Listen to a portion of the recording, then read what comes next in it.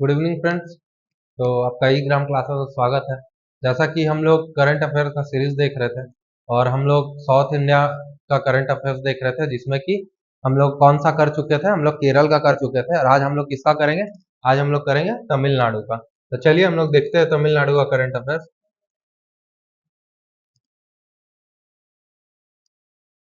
और नीचे वीडियो के नीचे डिस्क्रिप्शन में हमारा ऐप का लिंक भी आ गया होगा, तो आप लोग वहां से जाके हमारे ऐप को एनरोल कर सकते हैं।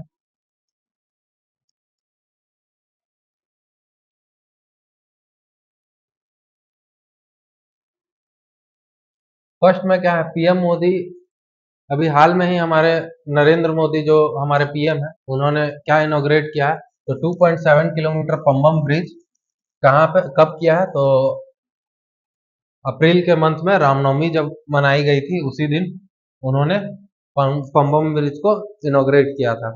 तो ये क्या काम है पंबम ब्रिज का? तो ये कनेक्ट करती है रामनाथपुरम और रामेश्वर आइलैंड को।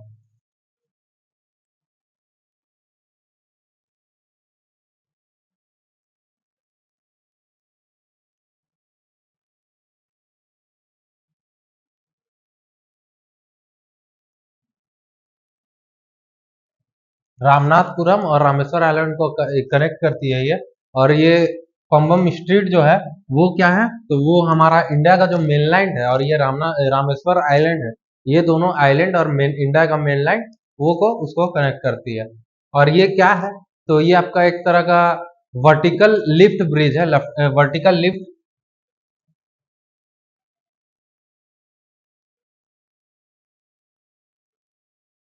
इंडिया का फर्स्ट फर्स्ट वर्टिकल लिफ्ट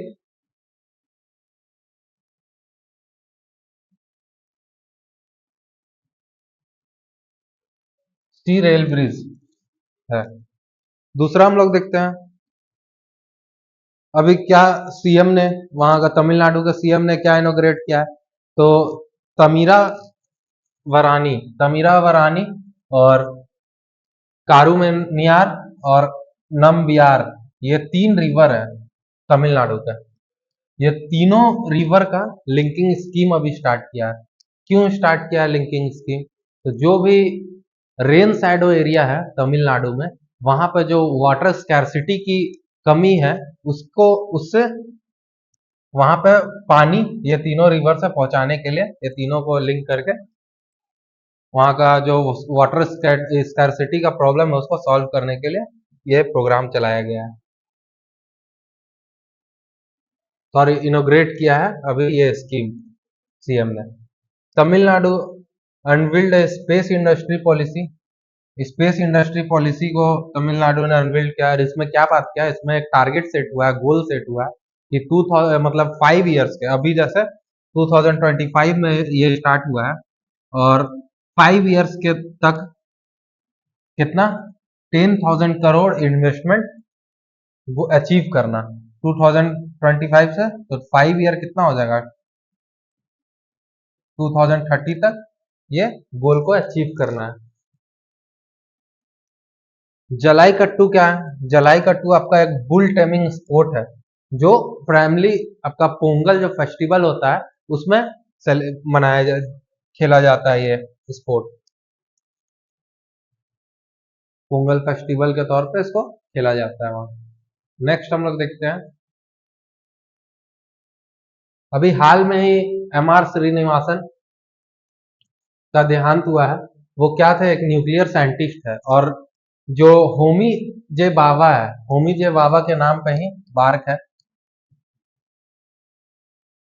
बाबा एटॉमिक रिसर्च सेंटर। होमी जे बाबा को क्या बोला जाता था? तो ये एक तरह के, इनको एक तरह क्या, father of nuclear father of nuclear programme एक तरह से इनको बोला जाता था।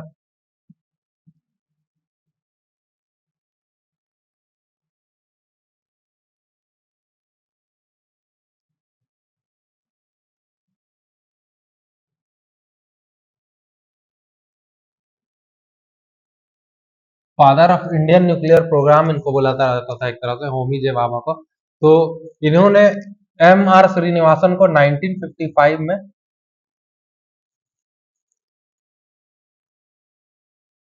एज ए न्यूक्लियर साइंटिस्ट अपने कंपनी में ज्वाइन करवाया था, और ये दोनों मिलकर इंडिया का पहला न्यूक्लियर रिसर्च रिएक्टर, जिसका नाम क्या है, अप्सरा, अप्सरा बनाया था। ये कैसा है रिएक्टर, तो ये स्विमिंग पूल टाइप है।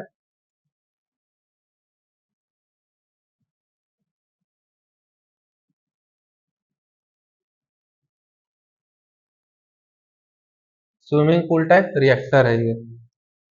और ये अप्सरा को कब बनाया गया था, तो आपका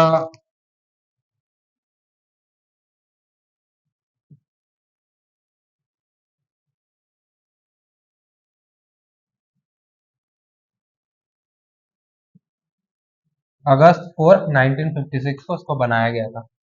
सीएम ने अभी हाल में ही अनाउंस किया है क्या, कि जो भी हड़प्पन सिविलाइजेशन का स्क्रिप्ट है, या फिर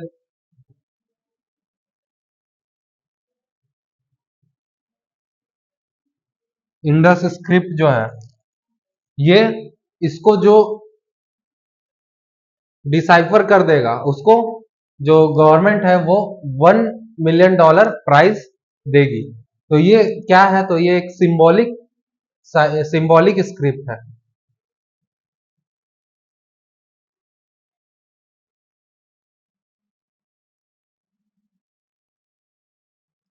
सिंबॉलिक स्क्रिप्ट है ये।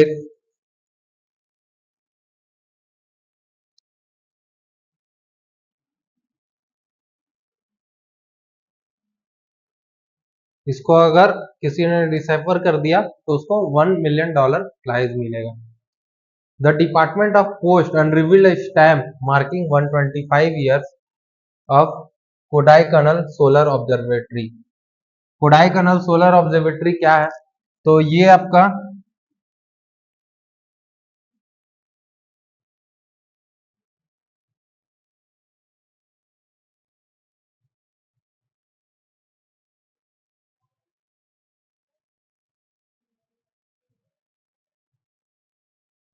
सन को ऑब्जर्व करना और उसके लिए उसका स्टडी करना, ये एक इंस्टीट्यूट है, वहां पे सन का ऑब्जर्वेशन और स्टडी होती है। इसको 1899 में बनाया गया था। तो इसी का अभी 125 ईयर्स कंप्लीट हुआ है। तो उसी के शुभ मुहूर्त पे इंडियन पोस्ट ने अभी अपना स्टैंप, नया स्टैंप लाया है, जिसमें 125 ईयर्स मार्किंग किया हुआ है और इसका चित्र बना हुआ है।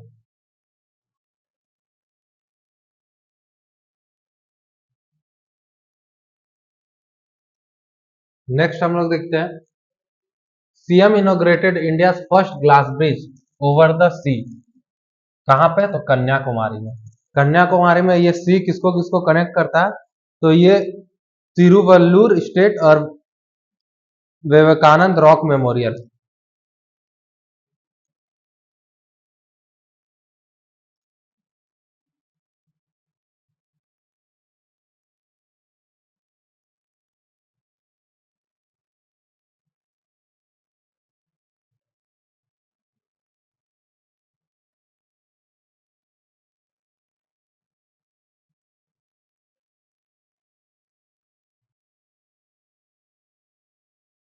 तिरुवल्लुर और तिरुवल्लुर स्टैचू और विवेकानंद रॉक मेमोरियल को ये कनेक्ट करता है, glass bridge.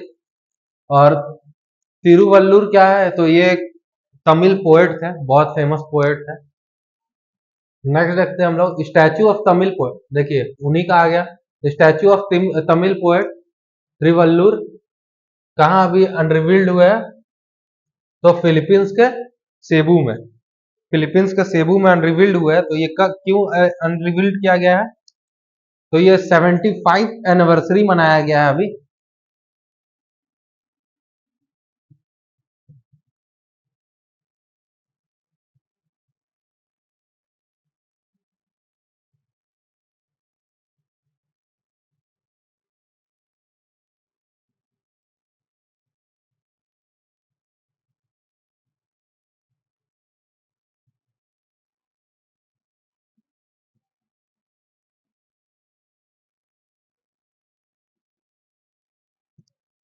75th anniversary of diplomatic relation between India and Philippines. वो दोनों के बीच में जो डिप्लोमेटिक रिलेशन हुआ था उसका 75 ईयर हो कंप्लीट हो चुका है। तो उसी के शुभ लक्ष्य में अभी सेबू में आपका तमिल पोएट तिरुवल्लुवर का स्टैचू बनाया गया है। Tamil was first to get classical language status in 2004। 2004 में तमिल को क्लासिकल लैंग्वेज का स्टेटस मिला था। ऐसा देखा जाए तो हमारे इंडिया में कितना टोटल क्लासिकल लैंग्वेज है? टोटल 11 क्लासिकल लैंग्वेज है। पहले कितने थे? पहले 6 थे, बाद में 5 ऐड हुए हैं। तो 6 में कौन कौन से थे? संस्कृत थे, तेलुगु थे, कन्नड़ थे,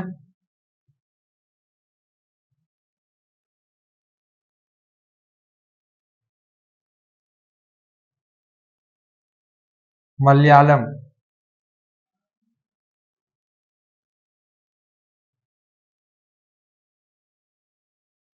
और एक उड़िया। ये 5 और एक तमिल, 6 था। तमिल तो 2004 में आया। संस्कृत कब आया? संस्कृत 2005 में ऐड हुआ था। और तेलुगु और कन्नड़ जो है, तेलुगु और कन्नड़ कब ऐड हुए थे? तो तेलुगु और कन्नड़ आपका 2008 में ऐड हुआ था, 2008 में। अब मलयालम जो है आपका 2013 में ऐड हुआ था। और उड़िया 2014 में। और इसके अलावा जो अभी ऐड हुए हैं 5 लैंग्वेज, उसमें से वो कौन कौन से हैं? तो वो है आपका पाली, प्राकृत, बंगाली,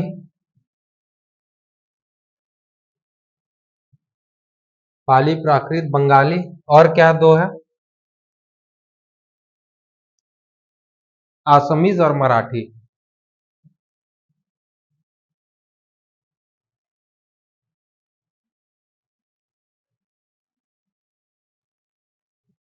ये 5 कब ऐड हुआ है? तो ये 2024 में ऐड हुआ है। नेक्स्ट हम लोग देखते हैं रिसेंटली रेडियोमेट्रिक डेटिंग से अभी पता चला है कि आयरन एज जो है वो 4th मिलेनियम बीसीई में आ गया था। तो ये रेडियोमेट्रिक डेटिंग क्या होता है? रेडियोमेट्रिक डेटिंग जो है आपका, इससे हमें कोई भी मटेरियल्स जो मिले हैं हमें, मटेरियल्स है जैसे रॉक, रॉक हो गया, और फिर और क्या है? फॉसिल्स और आर्टिफैक्ट्स जो होते हैं,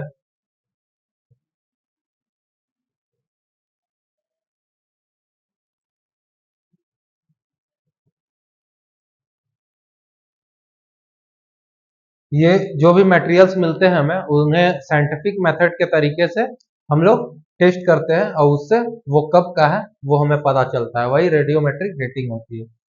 नेक्स्ट हम लोग देखते हैं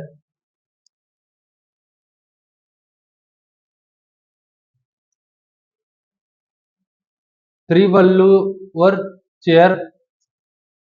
त्रिवल्लुवर का जो चेयर था उसे अभी तमिल स्टडी के लिए स्टैब्लिश किया गया है। कहाँ? यूनिवर्सिटी ऑफ हॉस्टन, यूएसए में जो यूनिवर्सिटी ऑफ हॉस्टन है, वहां पे त्रिवल्लुवर चेयर को अभी, वहां के जो हॉस्टन के यूनिवर्सिटी में जो भी तमिल की पढ़ाई होगी वो अब, चेयर इनका कैसा था? तो एक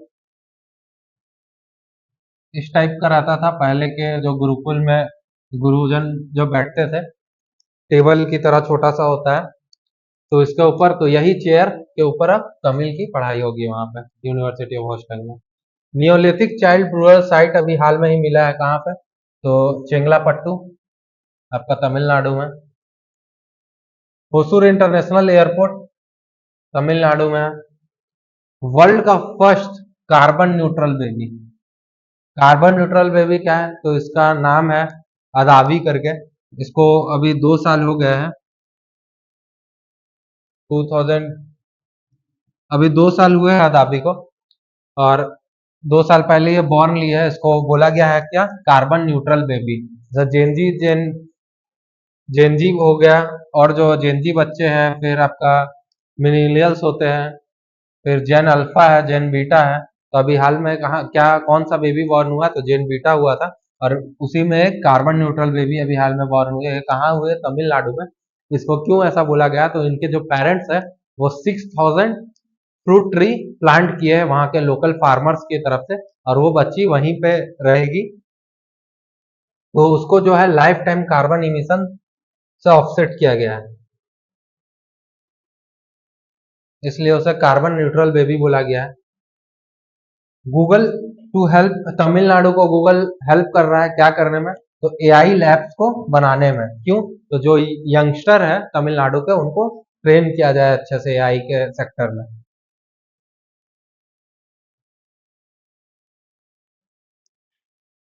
अभी देखिए हमारा जो क्रिकेटर है आर रविचंद्र अश्विन, इनके नाम पे चेन्नई का एक लोकल स्ट्रीट को इनका नाम दिया गया है। आर अश्विन, रविचंद्र अश्विन स्ट्रीट नाम दिया गया है उसको। इंडिया और रशिया के बीच में अभी इंदिरा एक्सरसाइज हुआ है 2025 में। कहा? चेन्नई। चेन्नई में हुआ है इंडिया और रशिया का नेवल एक्सरसाइज है एक तरह का। तो नेक्स्ट हम लोग देखते हैं Tamil Nadu recorded 9.6% growth rate financial year 2024 से 25 के बीच में 9.69 लाके ये इंडिया का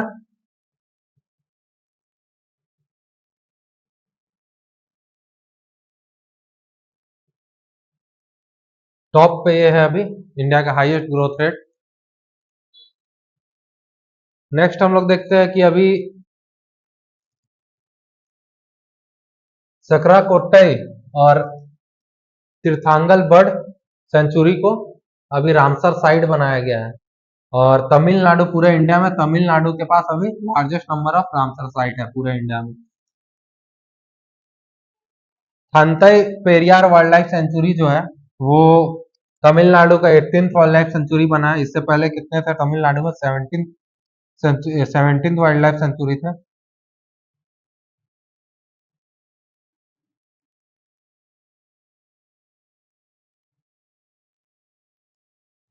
17 वाइल्ड लाइफ सेंचुरी इससे पहले थे।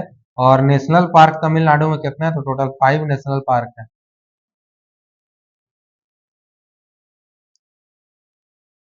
नेक्स्ट हम लोग देखते हैं,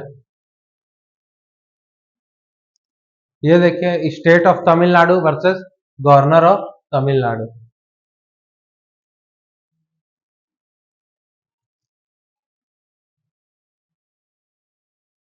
state of Tamil Nadu versus governor of Tamil Nadu में क्या हुआ था? क्या बात हुआ था? तो ये जो आपका गवर्नर का जो पावर होता है उसका मिसयूज करने की बात कही गई थी। ये कौन से आर्टिकल में? तो आर्टिकल 200 आर्टिकल 200 में क्या क्या बात है? तो ये जो जब बिल पास करते हैं स्टेट लेजिस्लेटिव, जब वो बिल पास करते हैं तो क्या होता है कि जो एसेंट है, तो सबसे पहले गवर्नर क्या कर सकते हैं? तो उस एसेंट को ग्रांट कर सकते हैं। दूसरा, उस एसेंट को वो साइन करने से मना कर सकते हैं। तीसरा क्या कर सकते हैं कि रिकंसिडरेशन पावर के लिए उसको वापस भेज सकते हैं उस बिल को। और एक उसके बाद क्या होता है कि उसके बाद जो रिकंसिडरेशन के लिए उसको भेज सकते हैं वापस, लेकिन वो मनी बिल अगर हो, मनी बिल को छोड़ के कोई भी बिल वो रिकंसिडरेशन के लिए भेज सकते हैं। उसके बाद क्या होता है कि आपका प्रेसिडेंट के कंसंट्रेशन के लिए भी रिजॉल्व कर सकते हो उसको। लेकिन इसमें ये सब में क्या होता था? तो ये सब में जो टाइम लिमिट नहीं होता था पहले, टाइम लिमिट नहीं होता था। तो सुप्रीम कोर्ट के जो वर्डिक्ट आया उसमें क्या टाइम लिमिट सेट किया गया इसमें, और क्या क्या टाइम लिमिट सेट किया? तो अगर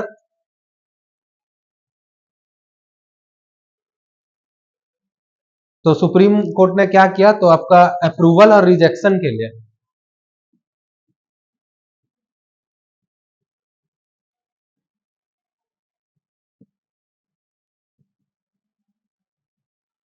अप्रूवल और रिजेक्शन के लिए टोटल 1 मंथ का टाइम लिमिट सेट किया। और इसमें क्या बात किया गया?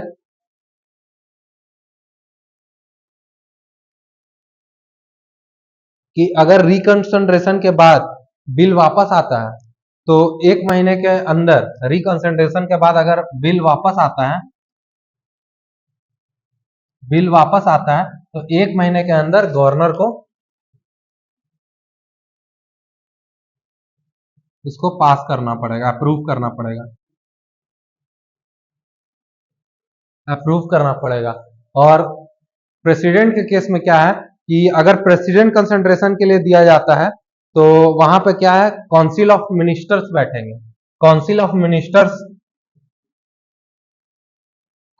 मिनिस्टर बैठेंगे, उनके एडवाइस के साथ, उनके एडवाइस 1 महीने के अंदर उनका एडवाइस आ जाना चाहिए। उनके एडवाइस के साथ 1 मंथ के अंदर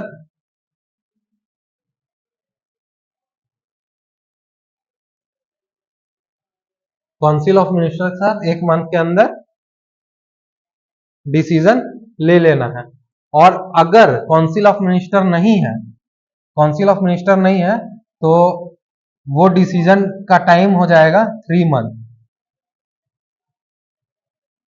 3 मंथ के अंदर वो डिसीजन आपको देना पड़ेगा बिना काउंसिल ऑफ मिनिस्टर। अगर काउंसिल ऑफ मिनिस्टर है तो 1 मंथ। और जो अप्रूवल और रिजेक्शन का जो सुप्रीम कोर्ट बोले है वो कितना, 1 मंथ। अगर बिल जाता है तो गवर्नर को 1 मंथ के अंदर, अगर फिर से रिकंसिडरेशन जाता है वापस तो इनको 1 महीने के अंदर गवर्नर को फिर से अप्रूव करना पड़ेगा। ठीक है, तो हम लोग नेक्स्ट फिर देखते हैं। योगी आदित्यनाथ अभी इनोग्रेटेड काशी तमिल संगमम 3.0 अभी इनोग्रेट किया है नमो घाट पे। तो इसमें क्या है, जितना भी एजुकेशनल और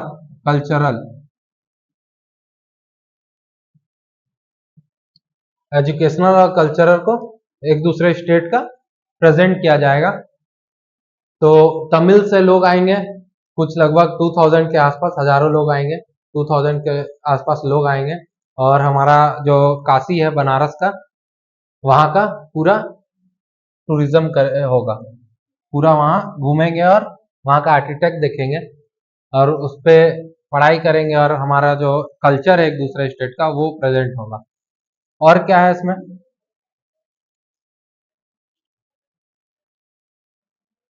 और क्या है, तो इसमें एक तरह से देखा जाए तो आईआईटी मद्रास जो कि तमिलनाडु में है, आईआईटी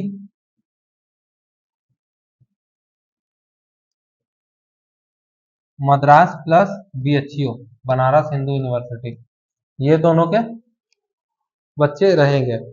और क्या है, तो ये एक तरह से हम लोग इसको क्या बोल सकते हैं, एक तरह से हम लोग इसको बोल सकते हैं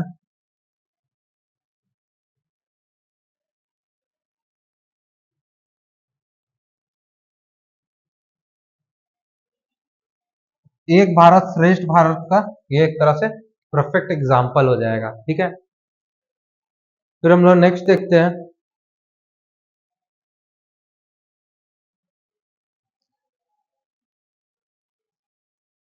south India first AC electric south India first AC electric multiple unit train अभी हाल में ही लॉन्च किया गया है।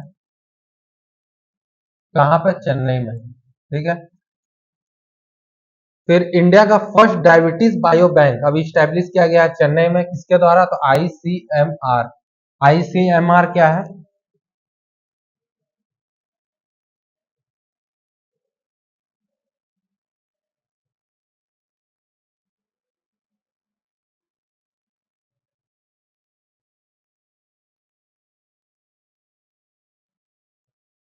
Indian council of medical research, उसके द्वारा अभी डायबिटीज बायो बैंक स्टैब्लिश किया गया है।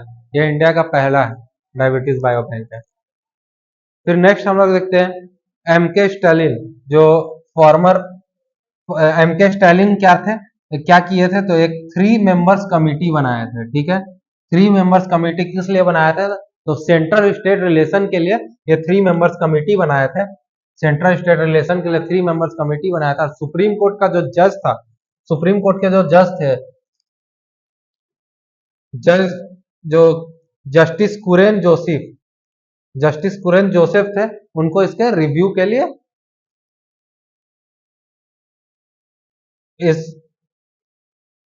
कमिटी के रिव्यू के लिए इनको हेड बनाया गया था। इससे पहले एक बार और तमिलनाडु ने सेंट्रल स्टेट रिलेशन के लिए कमिटी बनाई थी, उसका नाम क्या था? तो राजमन्नार कमिटी। राजमन्नार कमिटी कब बनाई थी? तो 1969 में।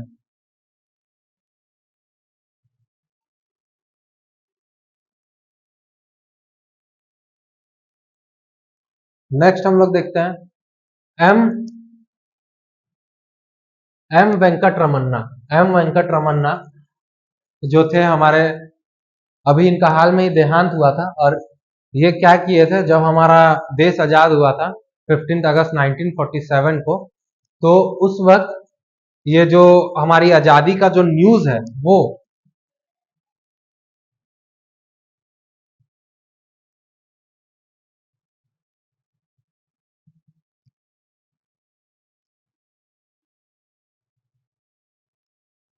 आकाशवाणी ऑल इंडिया रेडियो के तहत इन्होंने, वे समय दिल्ली में थे उस टाइम जब इंडिया आजाद हुआ था, तो वो आकाशवाणी ऑल इंडिया रेडियो के तहत पूरे इंडिया में देश की आजाद होने की जो पहली अनाउंसमेंट है इन्होंने ही की थी, एम वेंकैया रमन्ना।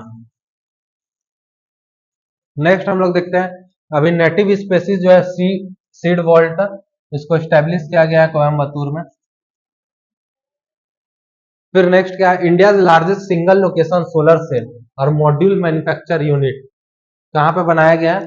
तो त्रिवेणवैली में, तमिलनाडु के बनाया गया है। फिर हम लोग देखते हैं बायो हेरिटेज साइट। तमिलनाडु का सेकेंड बायो हेरिटेज साइट क्या है? तो कसम पैटी स्क्वेयर्ड ग्रूव। ये हमारा first second bio heritage site है। और जो पहला बायो हेरिटेज साइट है वो कौन सा है? तो वो है राटी पट्टी।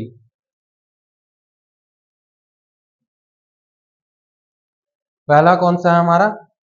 अरीटा पट्टी, सॉरी, अरीटा पट्टी। फिर नेक्स्ट हम लोग देखते हैं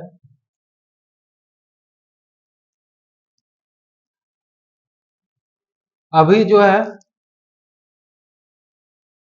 जुडिशरी को एविडेंस देने के लिए, जो भी क्राइम होते हैं उसका जो एविडेंस कलेक्ट करती है हमारी पुलिस, उसको जुडिशरी को एविडेंस देने के लिए अभी तमिलनाडु गवर्नमेंट ने एक वर्चुअल विटनेस रूम तैयार किया है, जो जिसका काम क्या है वर्चुअल विटनेस रूम को? तो वही जुडिशरी को एविडेंस प्रोवाइड करवाना।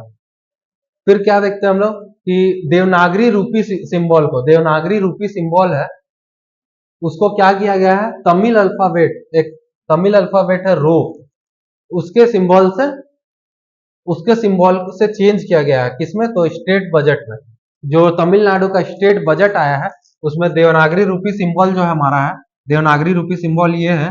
इसको किससे चेंज किया गया है? तो तमिल अल्फाबेट जो है रो है, रो का कैसे सिंबल है? तो रो का सिंबल ऐसे करके रो का सिंबल है, ये रो का सिंबल है। तो इस पे चेंज किया गया है तमिलनाडु के स्टेट बजट में। नेक्स्ट हम लोग देखते हैं snake bite envenoming. Snake bite envenoming को अभी हाल में ही नोटिफाइड डिजीज के तौर पे डिक्लेयर किया गया है। फिर क्या है? तो फर्स्ट मल्टीनेशनल एयर एक्सरसाइज हुआ है, क्या नाम है उसका? तरंग शक्ति। कब हुआ है? 2024 में हुआ है। कहाँ पे? सुलार, तमिलनाडु में। ठीक है, ये पहला मल्टीनेशनल एयर एक्सरसाइज है। फिर हम लोग देखते हैं सी तारा। सी तारा क्या है? तो ये एक हेल्थ कैंपेन है जिसको तमिलनाडु गवर्नमेंट मिलके, और एक और है आपका star health insurance.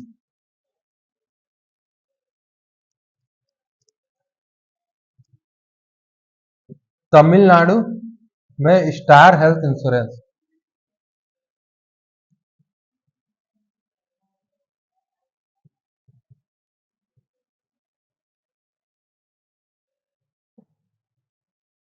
Star health insurance ने इसको चालू किया है। और इन्होंने ही अभी हाल में इंटरनेशनल वुमेन्स डे सेलिब्रेट किया है। ठीक है,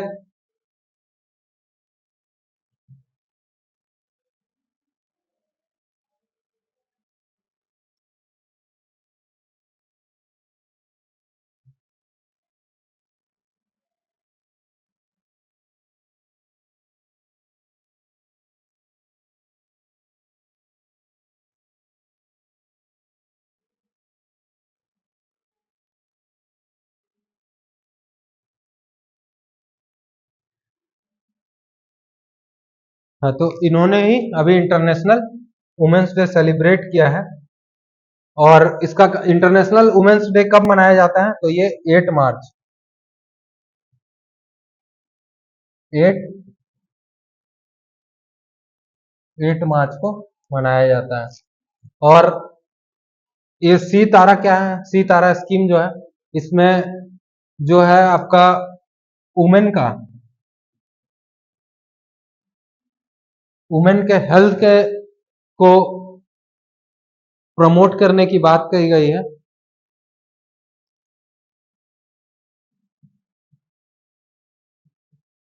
वुमेन हेल्थ को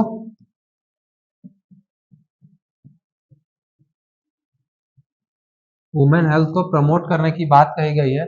और क्या कहा गया है? तो और इसमें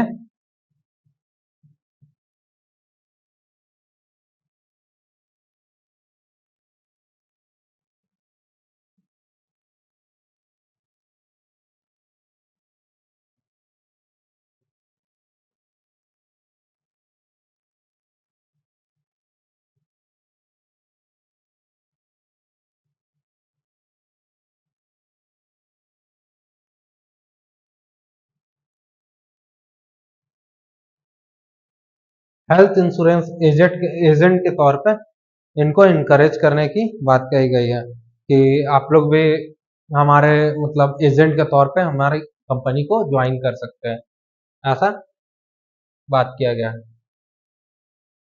नेक्स्ट हम लोग देखते हैं। नेक्स्ट है आंध्र प्रदेश का। तो ये हम लोग नेक्स्ट क्लास में देखेंगे। तो इसके साथ हम लोग यहीं पे ख़त्म करते हैं। और जो हमारा इस वीडियो के नीचे जो डिस्क्रिप्शन आएगा उसमें हमारा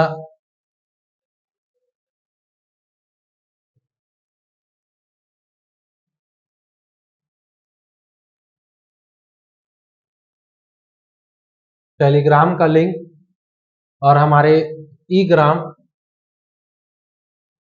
ऐप का लिंक है, जिसे आप हमारे लिंक पे जाके भी डाउनलोड कर सकते हैं और प्ले स्टोर से भी डाउनलोड कर सकते हैं। तो इसके साथ गुड नाइट, फिर मिलते हैं हम लोग कल। Thank you.